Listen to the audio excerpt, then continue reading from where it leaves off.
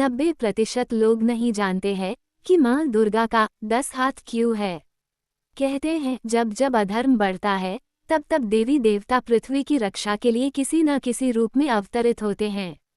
ऐसी ही एक घड़ी थी जब महिषासुर नाम का अत्याचारी राक्षस तीनों लोकों में आतंक फैला रहा था। उसका वरदान था कोई भी पुरुष देवता या असुर उसे नहीं मार सकता। तब सभी देवता ब्रह्मा, विष्णु और महेश के पास पहुँचे।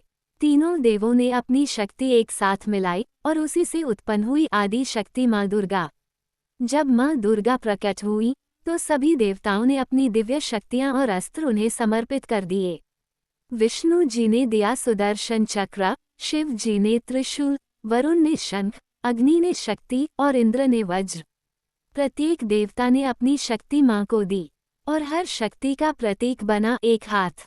इस तरह माँ दुर्गा के 10 हाथ हुए, जो दर्शाते हैं कि वे संपूर्ण ब्रह्मांड की संयुक्त शक्ति हैं। माँ दुर्गा के 10 हाथ ये भी बताते हैं कि मानव जीवन के 10 दिशाओं में उनका संरक्षण है। वे हर ओर से अपने भक्तों की रक्षा करती हैं, क्योंकि वे शक्ति की मूल स्रोत हैं। अब सवाल आता है, भगवान शिव के तो केवल 2 हाथ क्यों हैं? क्योंकि शिव शक्ति के स्रोत नहीं, बल्कि शक्ति के धारक हैं।